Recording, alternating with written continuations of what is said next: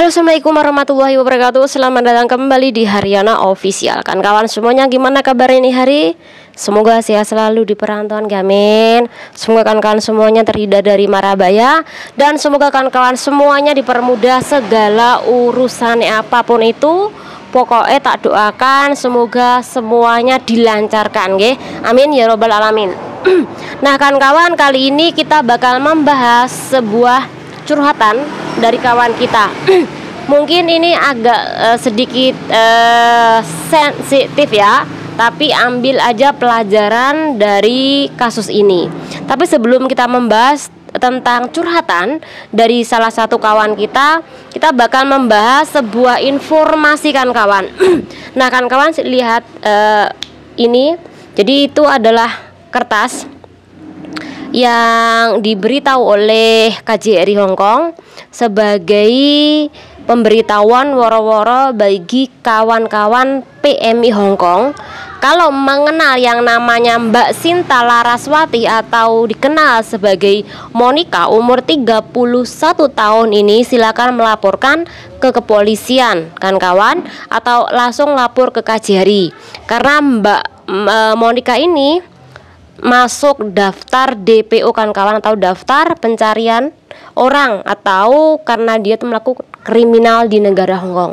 Jadi tidak hanya kepolisian Indonesia di Hong Kong yang mencari dia, tapi juga kepolisian Hong Kong ini juga mencari keberadaan setelah mendapatkan beberapa laporan cowok-cowok yang korban penipuan. Jadi cowok-cowok itu diiming-imingi kerja ke negara Hong Kong dengan membayar sampai juta-jutaan kan kawan, tetapi sampai Hong Kong ternyata kerjaan itu tidak ada. Jadi karena saking banyaknya kasus, akhirnya korban-korbannya ini melaporkan ke KJRI Hong Kong sehingga dirilislah surat DPO itu. Jadi silahkan kan kalau mengenal Mbak ini silahkan lapor ya, karena terakhir mbaknya ini tinggal di Yaumate, tempatnya di sini. Nah kemudian mbaknya ini setelah ketahuan bahwa dia ini melakukan kriminal di negara Hong Kong dan dia melarikan diri kan kawan.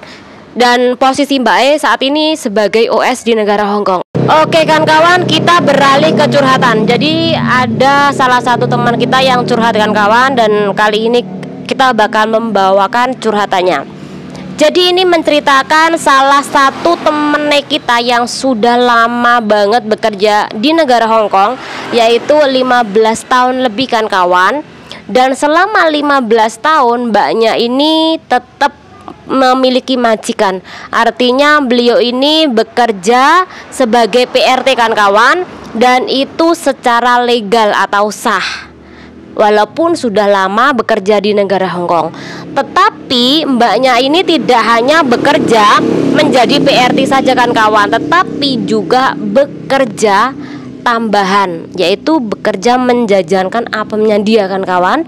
Awalnya dia ini menjajankan apem banyak orang, tetapi lambat laun mbaknya ini akhirnya membatasi jualan apem hanya orang-orang tertentu saja, dan kebanyakan pelanggannya itu bukan sipit, bukan nehi-nehi, bukan warga PL, tapi kebanyakan adalah bule-bule kan kawan. Dan kemudian terakhir mbaknya ini sudah memiliki pacar bule juga, dan disitu sudah berjalan hubungannya ini lumayan lama, sekitaran 3 tahun kan kawan. Dan setiap kali mereka kencan, mbaknya ini bisa dibayar sekitaran 3.500-an, dan ini cukup satu orang itu aja. Dan itu pun mereka tidak sering ketemu akhirnya, karena akhir-akhir ini pacarnya dia ini harus pulang ke negara asalnya. Jadi dia di sini sebagai visa pekerja, dan kemudian ketika visa kerjanya habis, si bule itu pulang ke kampung halamannya kan kawan. Tetapi juga kadangkala dia datang ke Hong Kong untuk menemui mbak ini.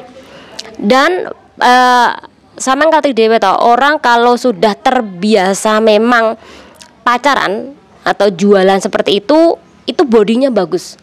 Intinya memang dia ini makan dijaga, olahraga pun dijaga. Sehingga ini membuat majikan perempuan ini jealous banget sama Mbak Indonesia ini. Tetapi si Mbak ini pernah bilang sama majikan perempuan kalau dia ini tidak suka terhadap singsang dia. Jadi jangan khawatir, aku tidak bakal pacaran dengan suamimu karena aku sudah memiliki pacar ini loh. Jadi walaupun suamimu menggoda, aku tidak bakal tergiur karena aku memiliki pacar. Jadi karena ada ungkapan yang belak-belakan tadi, akhirnya bosnya tadi yang awalnya cemburu sama mbaknya, akhirnya tidak cemburu kan kawan. Nah, kasus yang paling mengenaskan adalah mbaknya ini kemarin pulang dan dia sakit, walaupun tidak sakit keras, tapi dia ini sakit di bagian rahim dia. Apakah ini ada dampak buruknya terhadap dia yang pernah melakukan aborsi? Saya tidak tahu karena di situ tidak dijelaskan secara detail apa penyakitnya. Tapi untuk masalah apakah yang bawahnya atau apa sakit, dia tidak menjelaskan itu ada sakit apa enggaknya. Tapi cuman di bagian kantong bayinya saja yang sakit. Nah, kawan-kawan semuanya, dari kasus ini kita banyak belajar juga ya, bahwa pertama, kasus awal tadi buat cowok-cowok Indonesia apabila bekerja di negara Hong Kong ini lebih berhati-hati ketika sampai itu dapat